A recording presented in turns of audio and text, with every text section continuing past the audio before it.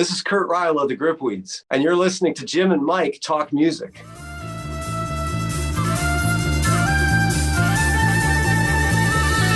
Every single second that you just let go, multiply by 1,000,000, just makes me want you that much more. You got me sitting here counting the time, 'cause sooner or later you'll find that a second's so much dearer than a $50 bill. If you need someone to love you, then you got someone who will. And there's no time like the right time. And baby, the right time is now. So that there's no time like the right time. If you don't think that you can. Hello. Hey, how's it going? Do you want to be sideways? Why are you not sideways? Yeah. You're sideways. No, you're What are you sideways. talking about? I can't turn my computer monitor sideways. All right, wait a second. Let's see if this works. Portrait landscape, I don't know. Yeah, I'm not sure why. I mean, you guys are in landscape. Oh, there you got it. There we go. Yeah. How you doing? Oh, okay. Testing 1 2, testing 1 2, test. 1 2 3. 1 2 3. Am I good? Yeah, That's all yeah, good. yeah. Let's try this Okay. thing. Okay. All This right. isn't live, right? So No, it's No, not no, live. no.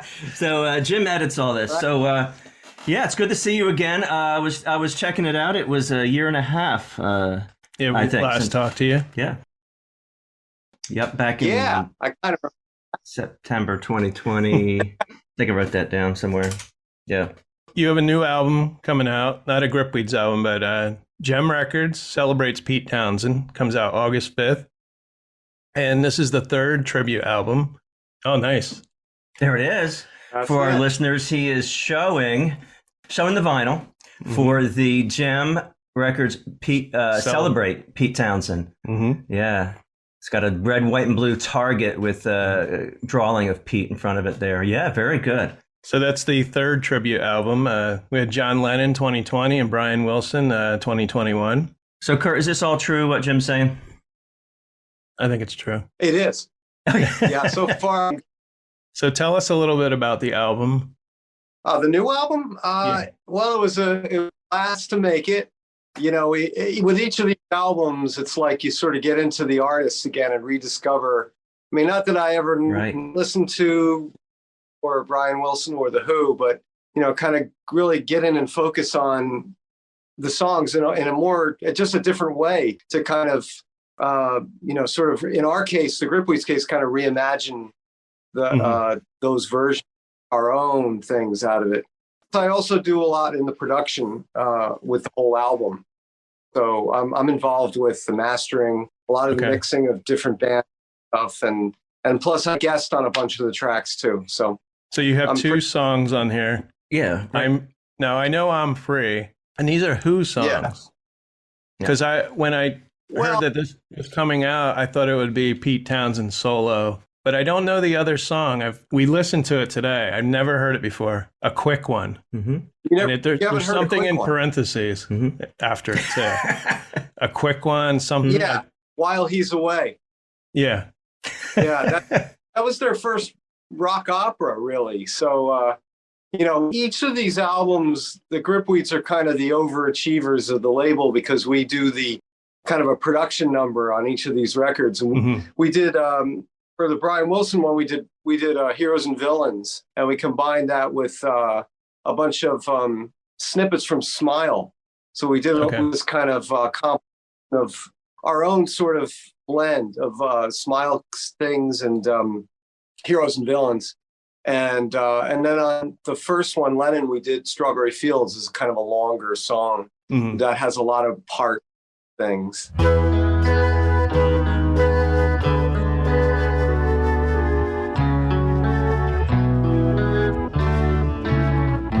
Let me take you down, 'cause I'm going to strawberry fields. Nothing is real, and nothing to get hung about. Strawberry fields forever. Living is easy. see with eyes closed, misunderstanding all you see. It's getting hard to be someone, but it all works out. It doesn't matter much to me. So Never that's heard what of a that quick one. one. A quick one. Oh, you never heard Strawberry Fields? No, I'm just kidding. I didn't know what he was doing. Yeah. Well, no, I mean, like a quick one. We just felt that we felt two things. The Who version of it, the Who recording of it, is pretty primitive because it was like their second album. I don't get the idea they knew what they didn't have their studio game together, which they got together by the end of, by Tommy, they were sort of on their way. And the second album, it's pretty primitive. The fellow was done quickly. So we thought there was an opportunity for us to sort of add a little more production track and do something different than what we've ever heard. So that's what we've always tried to do with these songs, is try to find another place to go. So you made that song better, a quick one, production-wise, and than the Who. Well, I think that's what he's saying. It's kind of basic and stripped down. And so, what would they have added to it if they had been, in the studio and experienced there? Yeah. Well, I imagine who were probably pressed for time. They probably had 4 tracks, and here's a 9-10 minute song. I think it was 11 minutes on. Wow. So, like, they're probably looking at their watches, going, "Oh, we got to get this wrapped up, guys. We have a gig tonight." And and they're hungry. So they're you can track. It's a little slapdash. It's not like fully, as realized as it probably could have been. It's not Strawberry Fields for them. It's less. Yeah. And so we thought, well, there's an opportunity for us to actually give this a little more attention. It's in a pandemic. It's during the pandemic that we recorded it. So we had a little bit of time. We could kind of like polish it just a bit more than they could. I'm guessing. Yeah. So is your version 11 minutes long? No, I think it might be 8 or 9. I think it's 9 minutes. So it's so it's not. Say it, Jim. Say it. It's not a quick one. It's not a quick one. That is really funny. No, it's a quick one. Okay. Got it. The Who did a famous live version of it on the Rock and Roll Circus. And they did a slightly condensed version where they just cut out some repeats and stuff like that. And all of the important things of the song were there. So we kind of went off of that live version for the form of the song. And then we kind of said, we want to take this one section sort of differently, make it do something else. And it would go up, we would go down. Where the Who went down, we'd go up. Something like that. Yeah. And awesome. The thing of the Who is that there's such an influence on, well, probably on the entire label, but also on the Gripweeds. It's sort of the basic. The Beatles are in there too, but the Who are like really at the bedrock of how we approach music, kind of. Okay. Right, and for our listeners who don't know the Gripweeds very well, I mean, some of our listeners do, but just listening to one of your albums this morning, it just kicks in strong, boom, boom, boom. Forget which song that was, but it was aggressive, it's as the Who was, yeah. Well, it's really like the Who. We got our start in clubs. We're a studio band, but we started as a live band. And when you're playing live, as Pete Townsend would say, you got to make a big noise, and you kind of got to. This is all there is, and bam, or else they're going to tune out. Really, that simple. Yeah. In the early days, it was that simple to kind of get their attention and hold on to it. And I think with a record, it's even more important, and especially now. When we first started, it was CDs were coming in, and there was no real computer going on. So hitting the net was a little bit harder to do than it is now. But now, we don't want people to hit next. We want them to go, what am I going to do next? It's an attention thing of how you hold a listener's attention. Don't be boring. Yeah, right. And did I hear you right that you said for these tribute albums, the last 3, you had a big part. You were co-producing or something like that. What did you say then? You have a big part in the production of it. Yeah, Marty Scott is technically, I would call him the executive producer or the producer. And he gets me with House of Oz Studio to really pull this together. I do a lot of the other acts. Some of the other acts on the label, I've recorded many of their records. So like the Anderson Council, for instance, I did most of their work with them right here at the House of Vibes where I'm sitting. So it was only natural to kind of, we're going to record these songs here too, you know? Yeah. And so then that happened with the Midnight Callers because they're new to Gem Records, but I brought them to Gem and they're working an album here. And we just did Let My Love Open the Door just because it was basic tracks for their album. So recorded that at the same time. Yeah. Yeah. That's a solo song. Yeah.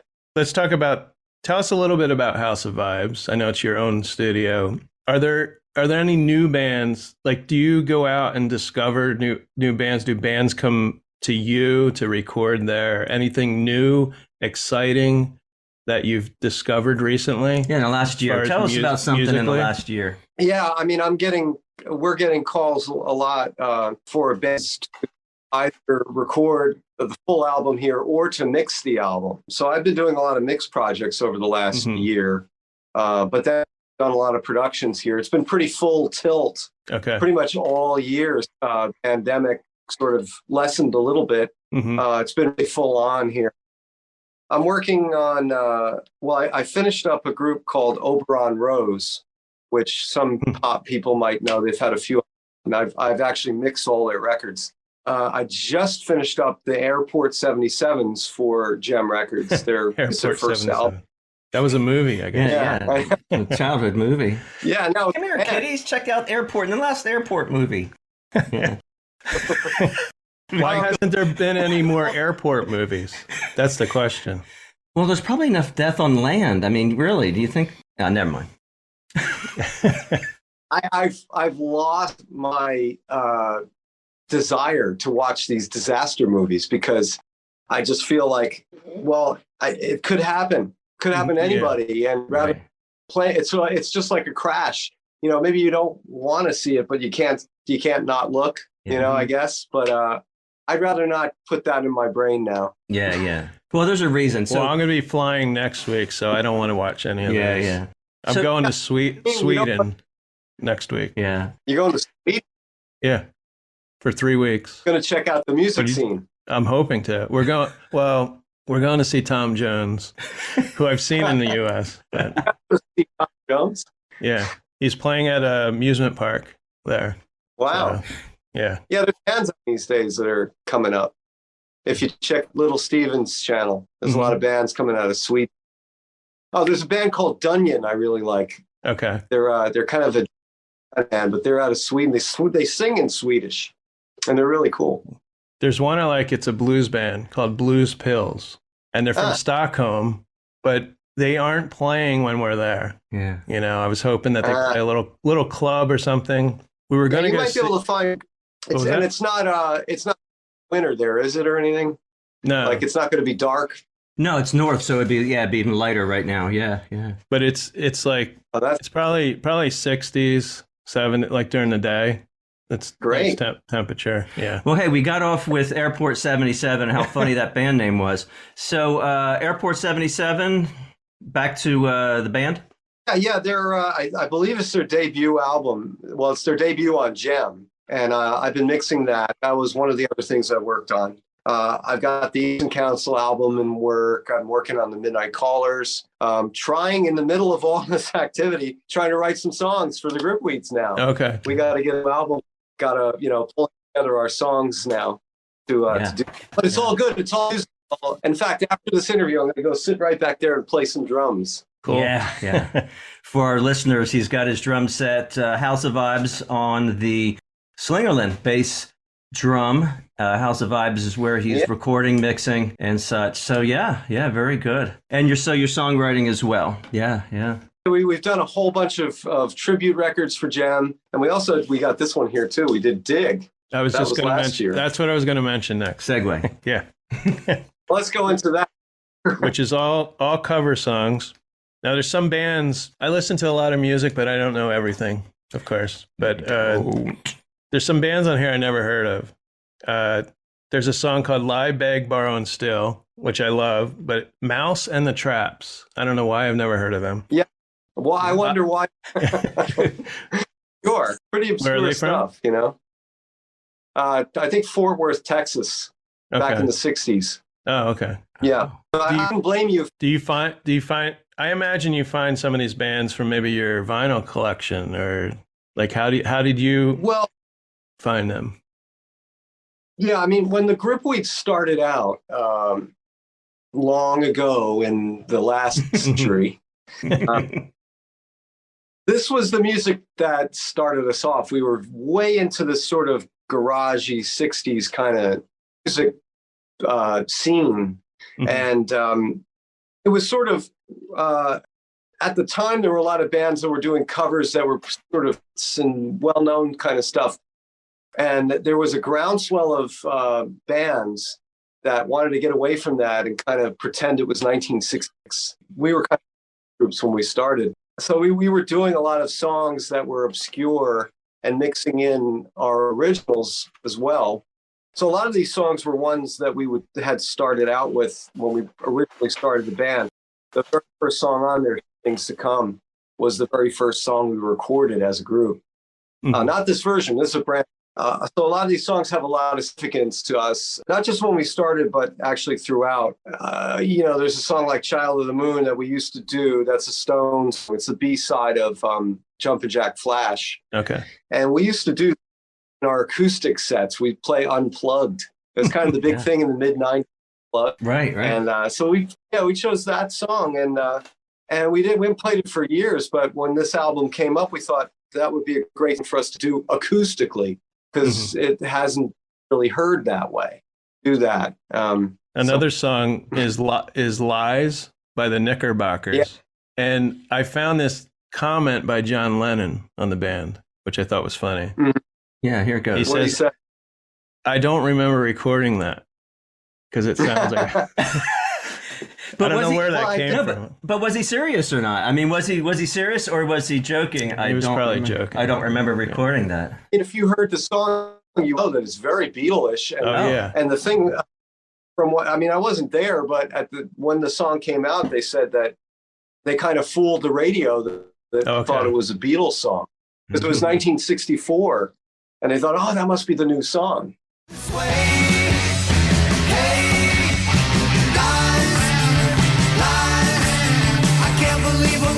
Say lies are gonna make you sad someday. Someday I'm gonna be lonely, but you won't find me around. Lies, breaking my heart.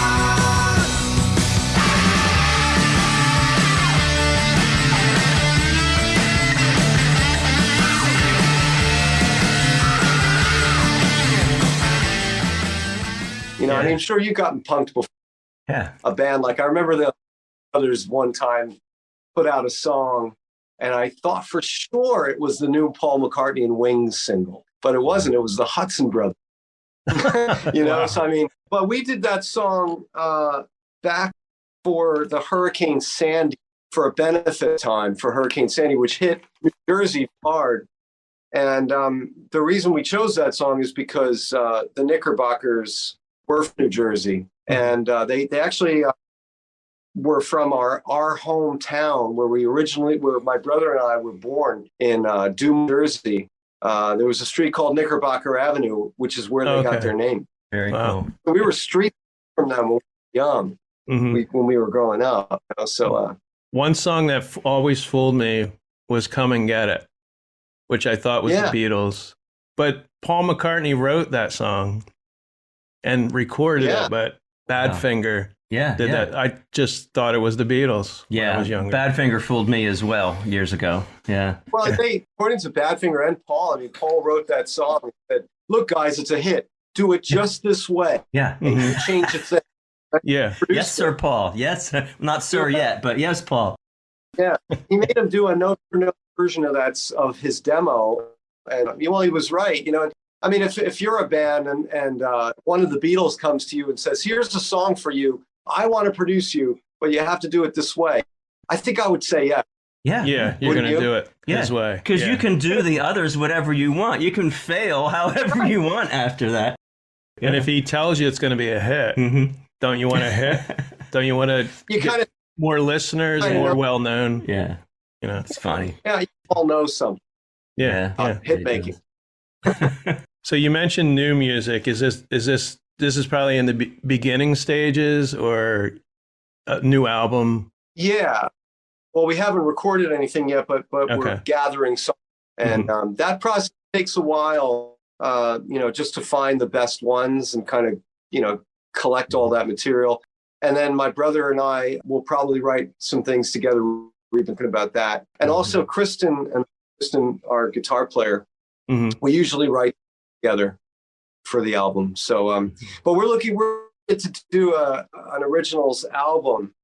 The Dig album was supposed to be an originals album, and we actually did start recording a couple songs, and we bailed because we didn't want to have to do them in isolation. So we chose to do the Dig song, which we all kind of knew and had played, and it was a little bit safe for us to do that. In some cases, like with my brother, we had to work remotely for a while. Oh, wow. And couldn't do it. Like normally when we started recording, we do a basic track as a group, 3 or 4 of us playing at once live, and then we build the track there. And that was off the table. This was like March of 2020 when we started the album, and that was off the table. So it was just Kristen and I. And we thought, well, we did. And then we thought, I didn't feel comfortable to do it that way. So we decided to do Dig. And, but now at this point, we've done so many cover songs. We're kind of like, we got to get back to our own identity again, Right. Is there a theme, what you're feeling? Is there any theme that's developing for the album or really not there? Good songs to the point. The thing from Dig, from this album, was the simplicity and directness of a lot of these songs. They're really that difficult, even though we probably made them difficult when we recorded them. But there's sort of a focus and they're very direct and simple, and they're hard songs to write. Those kind of pop rock songs that are hard hitting and kind of hit all the buttons in 2.5 minutes. It's actually it's harder to do than you would think. Right. I'm just thinking, I'm looking at the title Lies. So I got lies in my head right now. I could never do that with let's do a chorus, lies.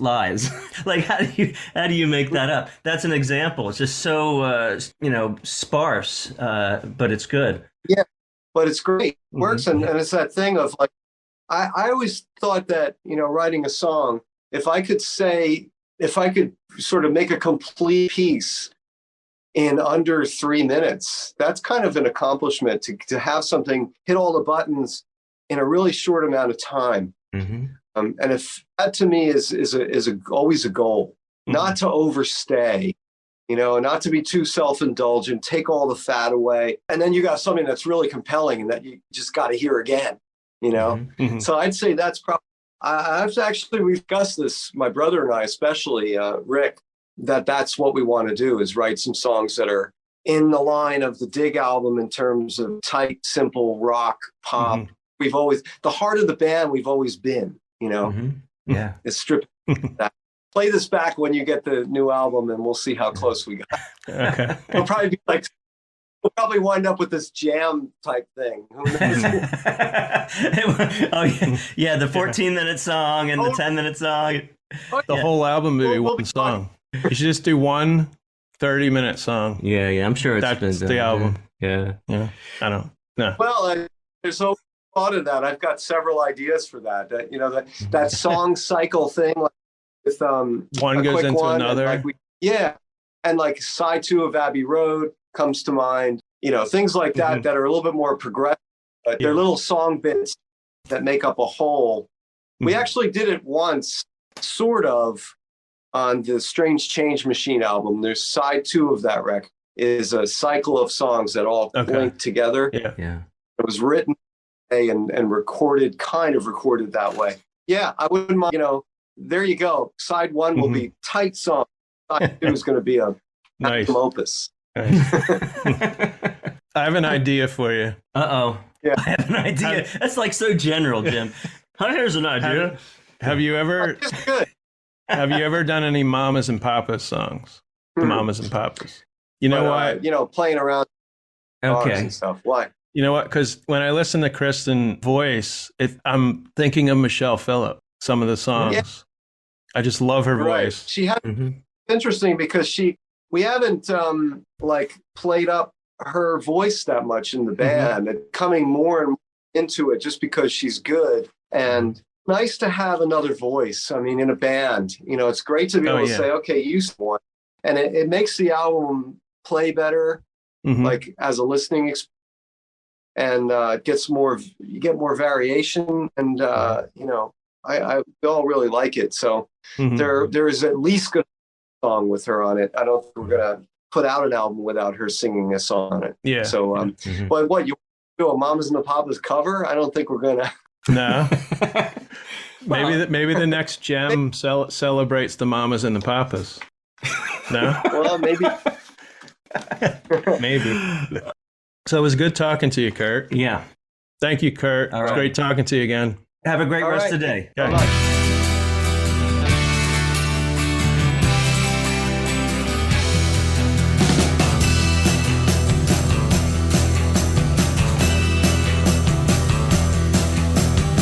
I'm going all the way, pretty baby, before my time is through, yeah. I'm going all the way, pretty baby, to see what I can do. All the things that I've been looking for, yeah, everyone I find. I'll see the sights, I'll hear the sounds, before the end of my time. I'm going all the way, yeah. I'm going all the way. Today's interview was recorded on Zoom and at Did You Say 7 Studios in Washington, New Jersey. Go to the YouTube channel for exclusive video content. Exit music by the band 99%. Today's show was produced and edited by Jim Thatcher. You can find Jim and Mike Talk Music on Apple Music, Spotify, Podbean, or wherever you listen to podcasts. The songs No Time Like the Right Time, Strawberry Fields Forever, Lies, and Going All the Way, all performed by the Gripweeds. Used with permission from Kurt REIL.